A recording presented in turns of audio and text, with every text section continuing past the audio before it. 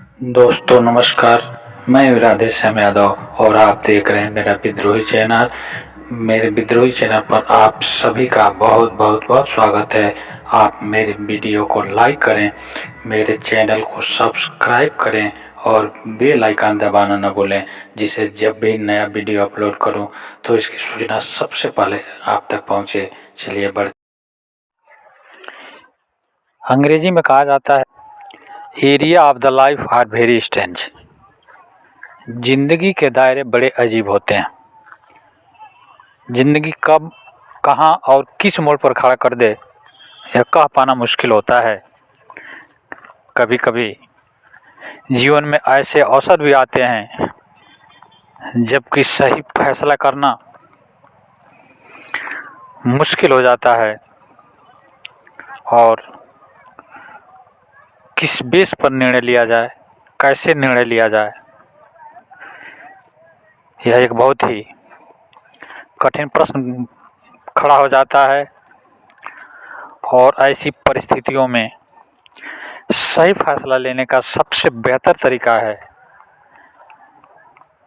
कि निष्पक्ष होकर के, बिना किसी पक्ष में झुके हुए, इनपुट के आधार पर, अर्थात इनपुट से तात्पर्य है कि जो भी तथ्य हम इकट्ठा कर सकते हैं, जितना अधिक से अधिक तथ्य इकट्ठा कर सकते हैं, उन तथ्यों का अवलोकन कर, उनकी सच्चाई को जानकर और जहाँ तक तथ्य हमें पहुँचाते हैं उनके आधार पर उतना ही फैसला लिया जाए। लेकिन यहाँ पर ध्यान देने योग्य बात है कि हम बिना किसी पक्ष में झुके हुए निष्पक्ष भाव से, तटस्थ भाव से फैसले लें तो शायद जीवन में आने वाले कठिन से कठिन परिस्थितियों में हम सही फैसला ले पाने में समर्थ हो सकेंगे और हमारे फैसले न्यायपूर्ण और बुद्धिमत्तापूर्ण होगा।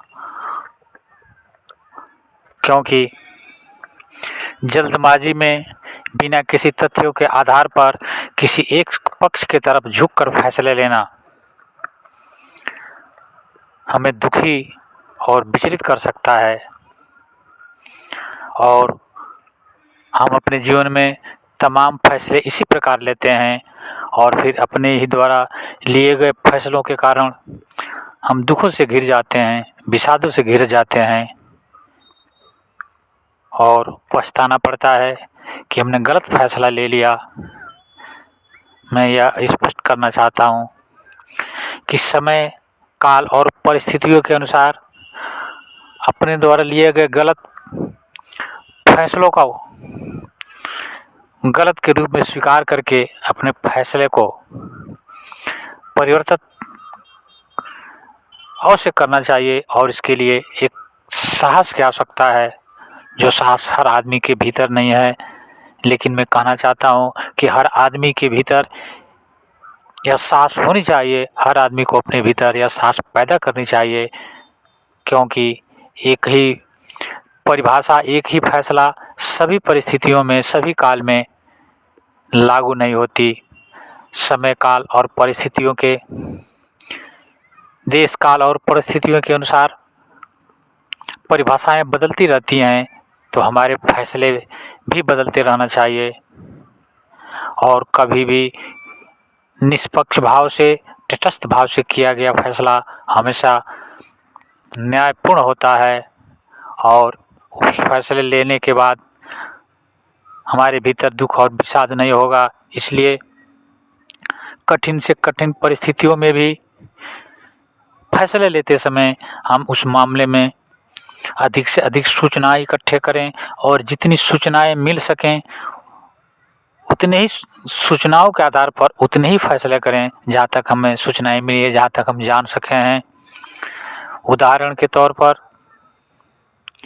अगर हम किसी व्यक्ति से बात करते हैं, किसी गांव के कुछ ऐसे लोगों से बात करते हैं जो हमसे ठीक से बात नहीं करते, जो हमारे प्रश्नों का ठीक से जवाब नहीं देते, असभ्य शब्दों द्वारा हमें जवाब देते हैं, अशिष्ट शब्दों द्वारा जवाब देते हैं, उसके आधार पर पूरे गांव के लोगों के लिए यह कह देना ये पूरे गांव के लोग ही खराब हैं, पूरे गांव के लोग ही विवेकहीन हैं, यह फैसला अन्यायपूर्ण होगा। क्योंकि हो सकता है जिन 4 लोगों से 6 लोगों से हमने बात किया वे लोग उस गांव के लोगों के अपवाद हों, और संजोग भी हो सकता है कि हम जिन 4 लोगों से बात किए हैं शायद वे उस गांव के सबसे बड़े असभ्य हों, ऐसा हो सकता है। लेकिन इसके आधार पर पूरे गांव को असभ्य बताना यह हमारे द्वारा लिया गया गलत फैसला है। क्योंकि कोई भी व्यक्ति न तो पूरी तरह से सही होता है और न ही पूरी तरह से गलत होता है। हर आदमी के भीतर अच्छाई और बुराई दोनों होती है। परसेंटेज अलग अलग हो सकता है। देश काल और परिस्थितियों के अनुसार परसेंटेज घटता बढ़ता रहता है। एक आदमी किसी परिस्थिति में 60% सही हो सकता है, 40% गलत हो सकता है।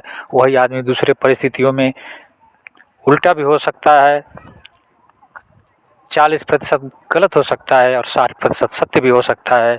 लेकिन इसके आधार पर हमें उसके संबंध में कोई एक निश्चित राय बना लेना गलत होगा।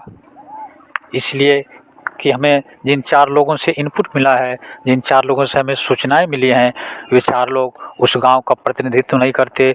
उनके आधार पर हम पूरे गांव का भविष्य निर्धारित नहीं कर सकते। अपने जीवन में भी हम ऐसी ही गलतियां करते हैं। हमारे जीवन में हमारे जो भी विचार पनपते हैं, हमारे जो भी भावनाएं पनपती हैं, उसी आधार पर पनपती हैं और यह सर्वथा गलत है। इसलिए जब भी आप फैसला लें तो निश्चित रूप से आप इन बातों का ख्याल रखें। फिर आपके द्वारा लिए गए फैसलों में एक न्याय होगा, एक स्थायित्व होगा। आप मेरे इस वीडियो को लाइक करें, इसे अधिक से अधिक लोगों को शेयर करें, और अभी तक अगर आपने मेरे विद्रोही चैनल को सब्सक्राइब नहीं किया है तो सब्सक्राइब कर लें। मिलते हैं अगले वीडियो में एक नए विषय के साथ। तब तक के लिए नमस्कार, जय हिंद, जय भारत, वंदे मातरम।